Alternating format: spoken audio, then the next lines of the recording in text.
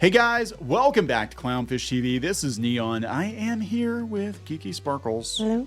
And it's time for another daily dose of dismal Disney. Things are looking pretty dismal for Disney because Universal has unveiled a better look at Epic Universe. And Yeah, they finally confirmed the 5 different areas, which everybody's already known, and they already knew the names of things because they've been trademarked for a while. We got confirmation on those. We looked at they showed like the portals to the different worlds, which in my article I have a look at what they look like now by current construction and all this stuff. They put out a video yesterday, 2 videos. One was a video looking at the park. One was a video looking at the creators behind the scenes. And Steven Spielberg is apparently one of the people that are working as a consultant for the park. which makes sense. I mean, Steven Spielberg's been involved with Universal since the beginning. Obviously, E.T. and Jaws, they were his. We still have E.T. I hope they don't take E.T. away. It's so cringy. I love it. But this looks freaking amazing. And This is the dual coaster at the beginning. And it's all anybody Star is Racers. talking about right now. Even people that normally talk about Disney stuff are talking about Epic Universe and how That's amazing the it Harry is. Potter portal because of the wand. We'll go over here and there, the carousel, which is amazing. It's like a celestial carousel and it looks really cool. Yeah, so the carousel is really awesome.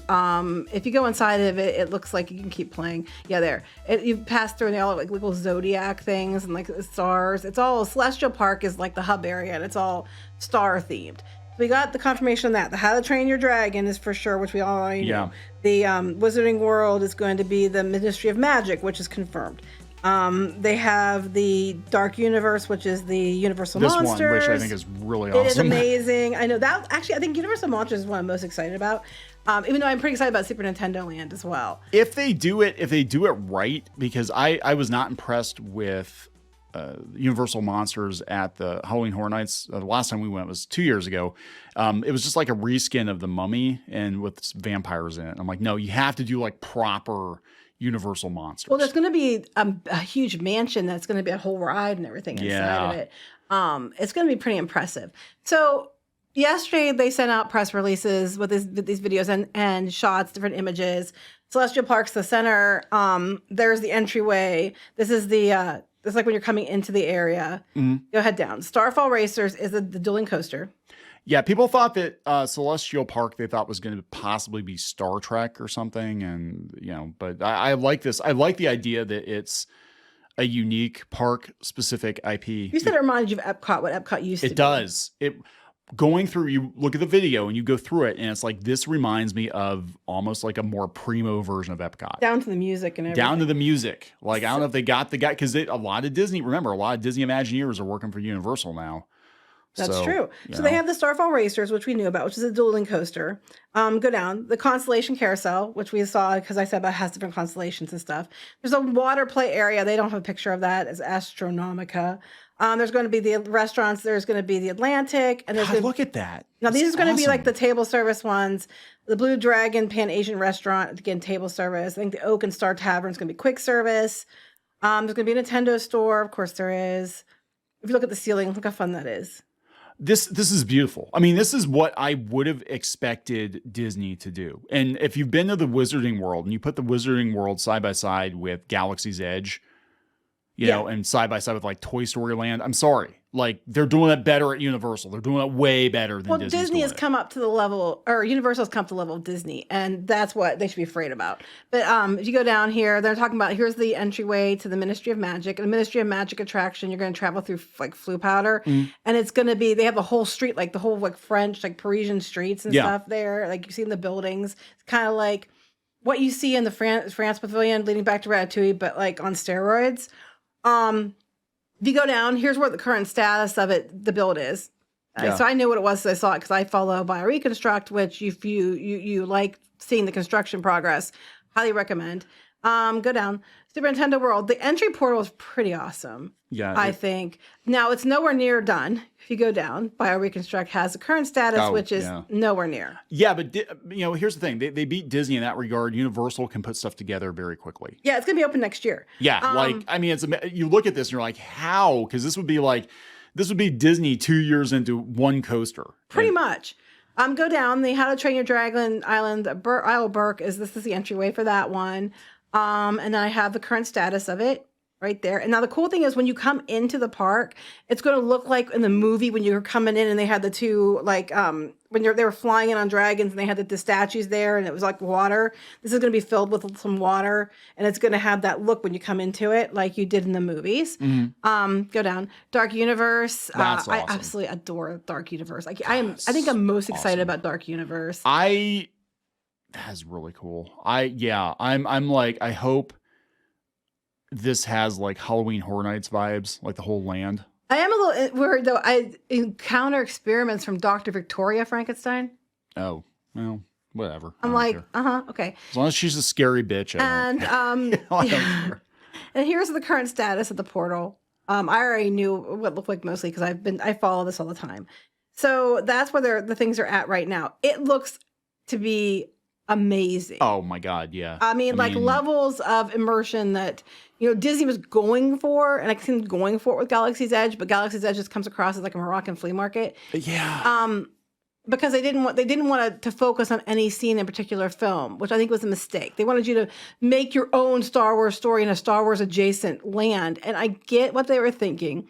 I think they vastly overestimate the amount of work people want to put in to make their own story. They want to go to Hoth. They want to go to, Tatooine. They want to go to Bespin. They want to do those things. They don't want to go to a land that looks like a Moroccan flea market and then make your own stories up. You can tell looking at it, because originally, I don't know if our newer listeners are aware of this, but originally Galaxy's Edge was supposed to be based on the original trilogy. And then Bob Iger and Kathleen Kennedy had a brain fart after The Force Awakens was successful that we're gonna make this based on the sequels, but not any particular planet from the sequels that people recognize. It's just a made up new planet that they inserted then later into products like comic books and stuff. They inserted Batuu and the Star Cruiser and all that into other things to try to make it stick in the lore. Instead of just actually using the lore. And it didn't stick. The thing is that you can see it. You can see where the Falcon is. That was supposed to probably be Tatooine, and then Rise of the Resistance. That area feels like it could have been Endor. You know? So you can see what they were going for, and they just kind of changed it up a little bit. But like people would have liked it a whole lot better, I think. If you just stuck with the original trilogy. Plus, it doesn't make sense they have AT-AT walkers in that attraction. Yeah, it does not make sense. They're the original trilogy walkers. They're not because the sequel trilogy walkers look like gorillas. They're like they're original trilogy. That doesn't make any sense. Other than like, we meant to do that. Bullshit. Nah. It was meant to be something else. And you already were too far along in having stuff prepped that you had to go with it and just say it's something else. So Epic Universe is going to kick Disney's ass. Especially since Super Nintendo and Mario stuff is a bigger deal than Mickey. They said they've done studies and that Mario is more recognizable than Mickey Mouse. Oh, yeah. Globally. There's also rumors they might do something with Legend of Zelda and Pokemon at their other parks and tie them into there too. If they get those as well, Disney really needs to be shitting their pants. I think they are. I don't know if they were as much until that video dropped, and the reaction on social media has been just, people are losing their shit. They're like, oh my God, we didn't expect it to be this nice. And I expected it because I've been following it the entire time. But yeah, a lot of people didn't realize if you don't follow this, it's not your job to follow it. You don't see all the pictures of the construction as it goes. It would be, you wouldn't know it was coming. Oh yeah. Yeah. It's amazing. And they're basically doing what Disney used to do.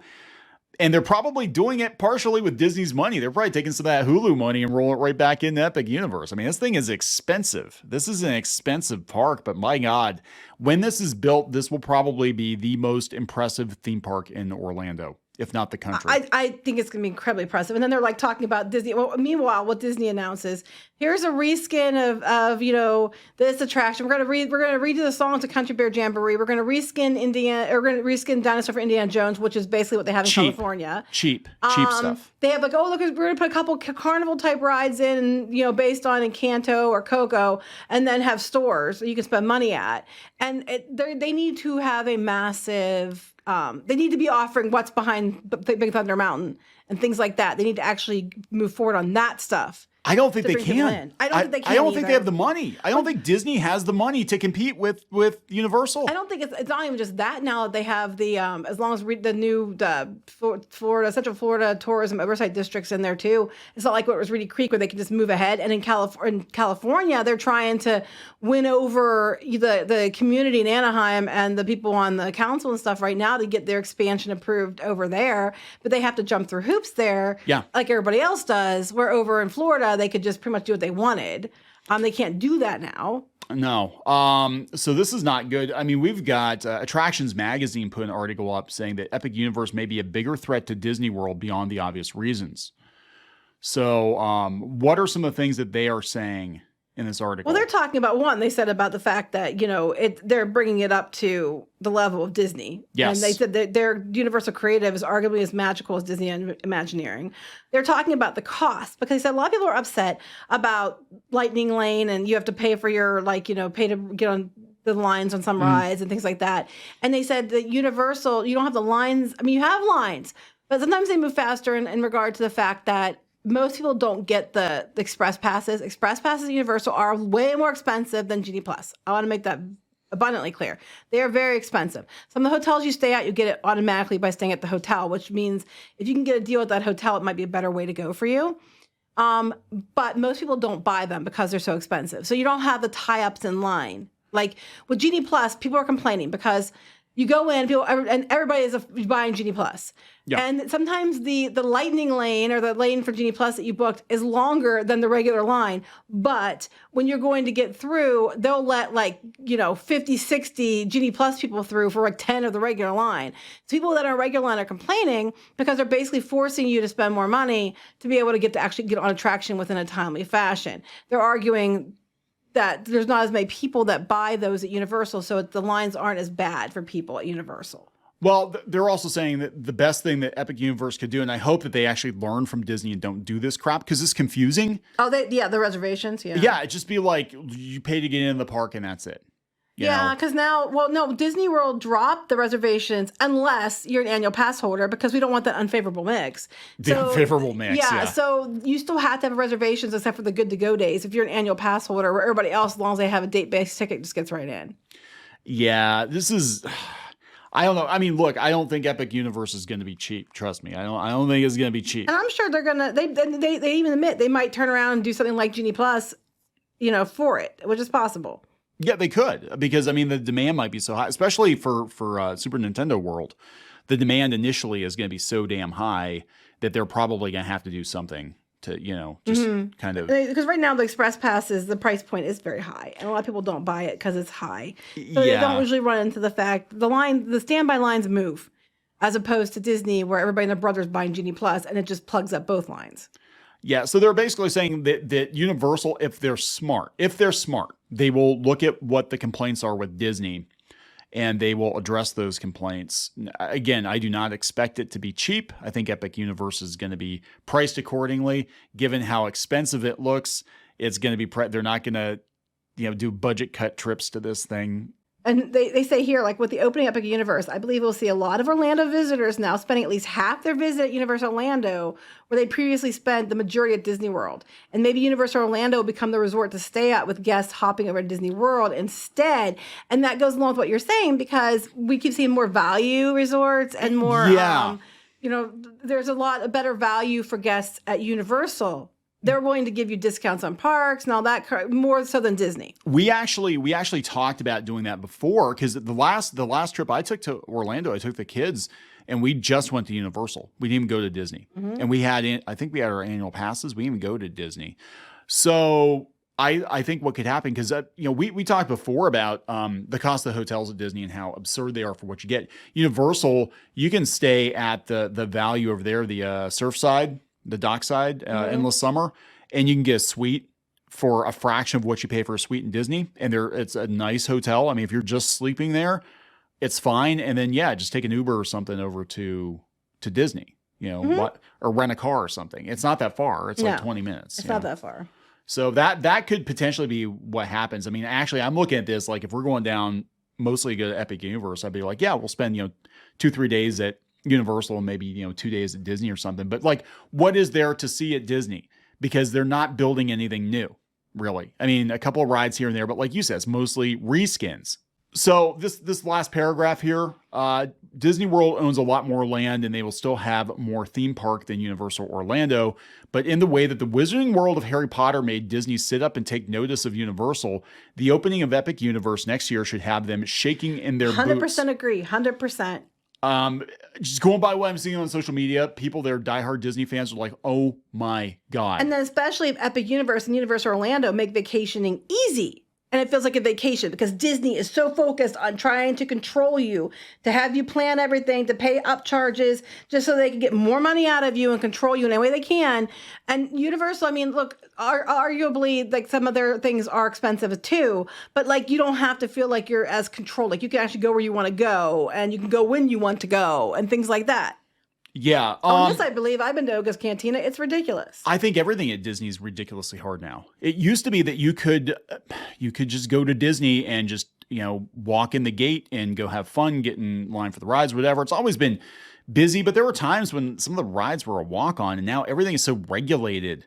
And there are no non-busy times. Like there are no attractions that don't have lines. It used to be you could go, off season, like February, and you could go to Epcot and you could walk on to like Journey into Imagination or something like that because Spaceship Earth, because nobody was really riding it. And now they've got you so regulated with their app that it doesn't feel like a vacation. No, because even the ones that didn't have lines before have long lines now because of the way they have it set up. What's our son say? He said it's like an exercise in logistics. It's not a vacation. And you're exhausted when you get back. Yeah, well, and you're not as tired as I am because I'm the one that gets us through it. Like, I'm the one who knows where to go and in what order, and then I'm usually the one trying to manage the Genie Plus app and everything else. We get to ride as much as we do because I know what the fuck I'm doing. But it's like, you don't understand. If you don't do what I tell you, you're not going to get on. Yeah. It's like, I'm not going to be a jerk. But it's like, it is a logistics nightmare, and it takes a lot of the fun out of it. And I hate being that guy, or that girl in this case. But if you want to ride, you tell me what you want, I'll get you on it. But you have to like listen to me and go. You have to go, go, go. And it sucks because you want to take the time to enjoy what you're looking at and look around and go shopping. And you want to, but you have to have this. You have to basically, people have spreadsheets. I shit you not. They have spreadsheets dedicated with blocks of time because that's the only way they're going to get into what they need to get into. And they keep trying. I mean, we're talking years of planning in some cases. Some people have, and it's not fun anymore. It's not enjoyable anymore. And I know the last couple times we've gone. Now, the only times that we really enjoyed it recently, I'll be honest, was when we were media with Disney, and of course we had access to places and people like tour guides and stuff like that normal people wouldn't have access to, so it made it more enjoyable. Oh yeah, if you can afford the tour guides, then by all means, that's the best way to do it. Yeah. I mean, that's about the only. I'm gonna be honest. That is about the only way you're going to enjoy Disney the way it used to be, is if you have a tour guide. You will pay through the nose for a tour guide, right? But and I hate to, but that's what they want. They want like the richest people to have the best experience. That's what they've been pushing for. That was Bob Iger. That was before Chapek. That was Bob Iger. It was on Iger's watch. They raised the cost on Iger's watch. Yeah, they wanted to put those stupid air-conditioned tents in Tomorrowland. I forgot about that. And they basically said, we're not $700 a day or something. Yeah. It was ridiculous. I don't mind paying a premium price for a premium product, but Disney is no longer a premium product. No. It is a worn down, aging park. They're not maintaining what they have. Well, mostly, not just that. Like, they make it so difficult with the planning and the confusion and what you need. I mean, the reservation system being taken out for everybody but annual pass holders is a little bit better for most people, not the annual pass holders. So I think they're trying on that regard, but they just won nickel and dime. Fast Pass Plus was free, and it worked really well. And now it's like Fast Pass Plus on steroids, because they used to let more people through in the standby line with Fast Pass Plus than they do with Genie Plus. And it's just to force you to spend more money so that you're paying for your tickets, which are way inflated compared to what they were even a few years ago. And then you have to pay extra on top of it just to be able to get on the rides at the park that you're paying already an overly ridiculous price for to begin with. It's not, Their prices compared to other theme parks are ridiculous. Yeah. And then you get in there and then you get charged $65 for a couple drinks and a snack plate. I still think the worst though was Hershey Park. It was like, Oh, Hershey was awful. it's like 4 drinks, 4 hot dogs, and 4 fries, something like that. And it was like over $100, and that was like 10 years ago. Yeah, it was insane. We were like, what the hell? You know? And then they were like, oh, you're not allowed to bring food into the parks. I don't know. Can you bring food in the park still at Disney? Yes, you can. Okay, that'll end. Don't worry, that'll end. But like, this is the thing. Disney basically got lazy. And they got lazy and they did not have to try anymore. And this is what happens. So. He made jokes. We just have to slap Star Wars on it. People show up. That hubris. Said it. Yeah. Iger said it. Iger literally said that. So again, for all these people think it was Chapek, Iger literally said when they opened Galaxy's Edge, all they had to do was just tweet that Star Wars was open and it was going to print money. And it did not. People were like, they were utterly confused as to why Star Wars wasn't Star Wars or what they were supposed to do, or the fact there were only, 1 or 2 rides. And at the, before Rise of the Resistance opened, neither of the rides were that impressive. So, what I'm saying? It was just like, what the frick? Was it, they have, how many rides they have? They only have the 2, don't they? What, at Galaxy's Edge? Yeah. Yeah, they only have the 2. They were supposed to have more. They were supposed to have 3. cut That's it. right. They were supposed to have 3. They just had the 2. Yeah, so it was Rise of Resistance. They opened later. So yeah, they basically went just to ride the Falcon Well, that's what ride, they're which going to is do again. baffling. That's what they're going to do again with like these new areas. They're just going to like reskin Dinosaur, and then they might put a couple other attractions in it. But they're going to be just like some inexpensive, add-on carny ride type thing probably. And then they're going to turn around and then they're going to put most of the attention on the shops and the restaurants. It's 10 to 1 what they're going to do. That's their MO. Yeah.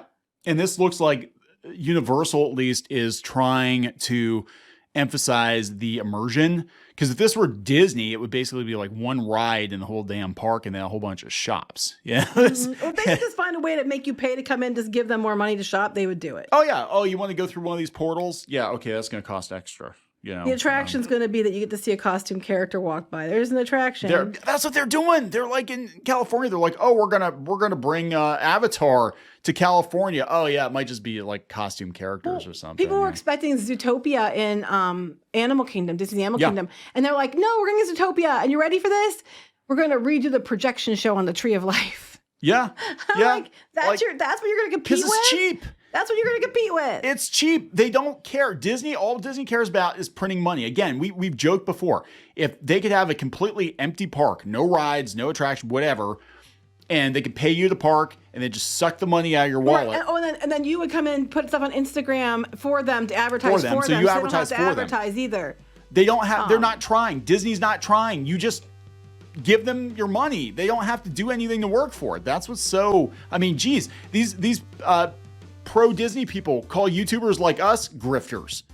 The ultimate grift is Disney not even trying, just knowing you're going to give them money. And what I feel bad about is the cast members a lot of them really do try, and they're the only reason that there's a Disney difference is the cast members. The company themselves, who doesn't always treat them the best, they don't care. They just want more money. You work, get us more money. And it's the cast members. When people have positive stories about Disney a lot of times, or things that they're very excited about, or things, their magical moments or whatever, it's always the cast members, the ones that aren't paid that well in comparison to the people making the decisions, that are the ones that people are excited to see. Yeah. Why they're happy to go to the parks. Yeah, and if they were smart, those cast members would go to Universal, because remember how Disney treated their cast members during the pandemic. Mm-hmm. They tossed you guys over. You went from being family members to employees. They did literally Disney family and then the employees. And then you got tossed overboard. And that was that. So anyway, we're going to wrap this up. Yep.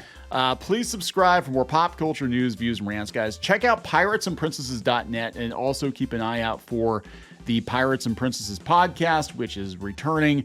We have a lot to talk about. I think we're going to have to refocus our efforts, maybe a little more on Universal, because there's more excitement over there, I think, now than there is on Disney. So we'll talk to you guys later. Bye.